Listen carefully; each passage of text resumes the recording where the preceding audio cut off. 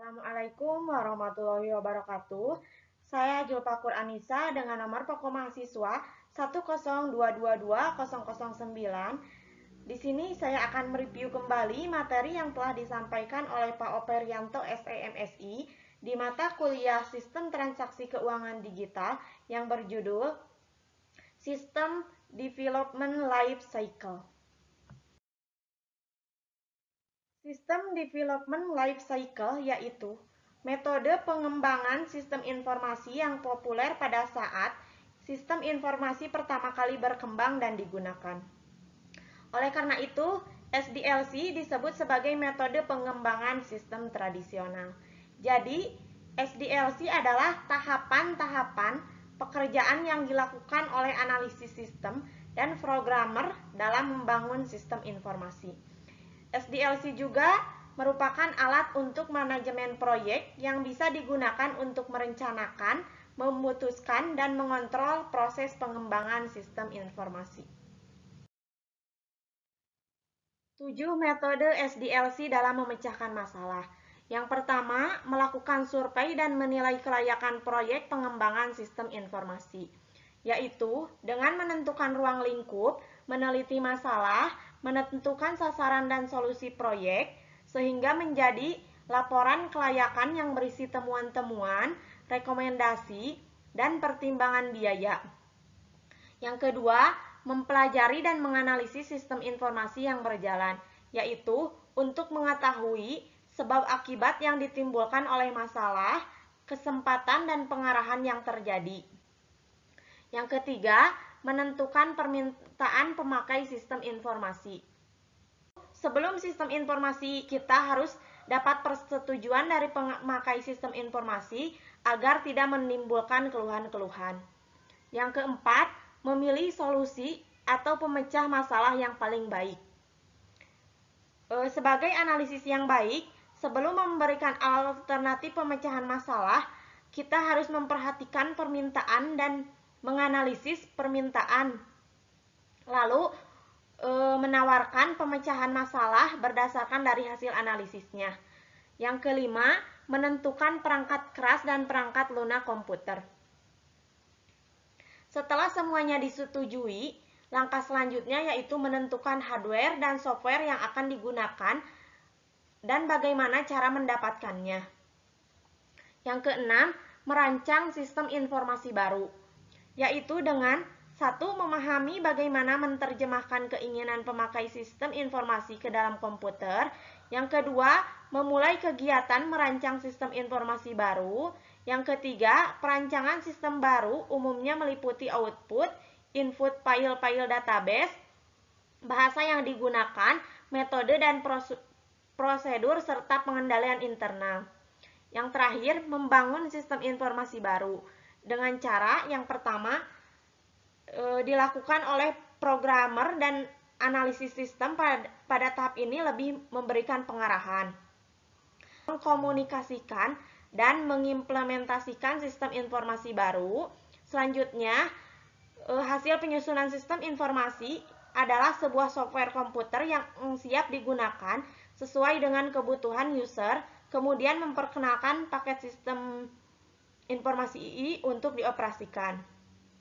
Terus memelihara dan melakukan perbaikan atau peningkatan sistem baru apabila diperlukan. Analisis bertanggung jawab mengawasi dan melakukan pengembangan melalui pemeliharaan dan peningkatan sistem informasi. Pemeliharaan juga dilakukan oleh analisis, yaitu perbaikan pada kesalahan atau kegagalan yang timbul dalam penggunaan. Pengembangan sistem informasi.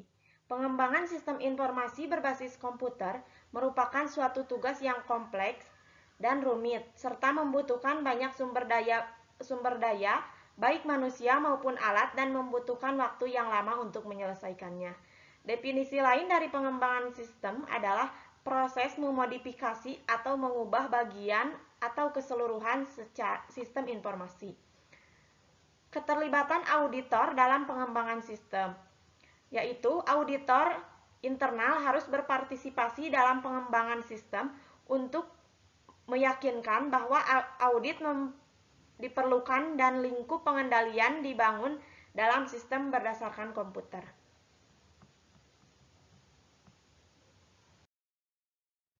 Tahapan utama dalam pengembangan sistem. Yang pertama, tahap perencanaan, yaitu studi kelayakan, diagram arus logis, kamus-kamus data, spesifikasi pemakai, dan perencanaan konseptual.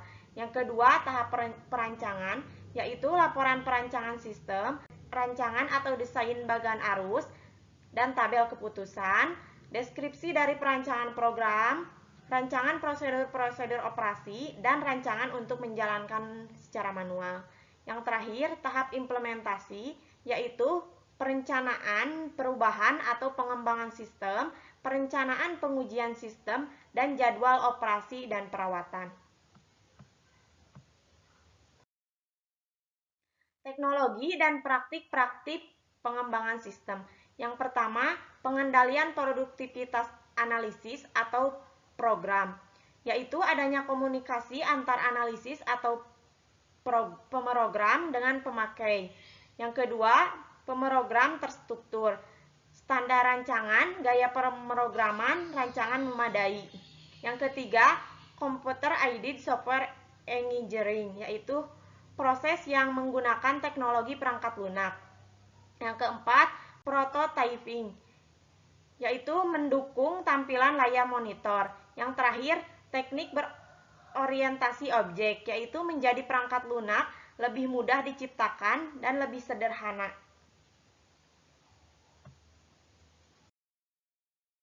Perancangan sistem informasi, yang pertama, evaluasi terhadap alternatif rancangan. Supaya tidak melenceng, maka diperlukan evaluasi dari alternatif rancangan. Artinya, apakah memakai sistem baru secara utuh atau tidak. Yang kedua, pembuatan spesifikasi rancangan, yaitu merancang seluruh laporan manajemen dan dokumentasi keluaran dari awal sampai akhir. Yang ketiga, pembuatan dan penyampaian rancangan sistem, yaitu spesifikasi rancangan harus lengkap dan disajikan dalam bentuk proposal. Selanjutnya, teknik-teknik perancangan. Yang pertama, perancangan formulir. Yang kedua, perancangan database. Yang ketiga, paket-paket perancangan sistem. Yang keempat, pemilihan software dan hardware. Yang kelima, implementasi sistem informasi. Yang keenam, pengendalian atas sumber daya. Yang terakhir, pemeliharaan dan modifikasi sistem. Analisis pengembangan sistem informasi. Pada tahapan ini adalah faktor yang menentukan dalam berhasil atau tidaknya pengembangan suatu sistem informasi. Metode analisis yang bisa dilakukan yaitu yang pertama, analisis problem system, yang kedua, analisis kelemahan sistem, yang ketiga, analisis performa, yang keempat, analisis studi kelayakan, yang terakhir, analisis kebutuhan sistem. Mungkin itu saja materi yang dapat saya sampaikan. Mohon maaf apabila ada kesalahan. Wabillahi taufiq wal hidayah. Wassalamualaikum warahmatullahi wabarakatuh.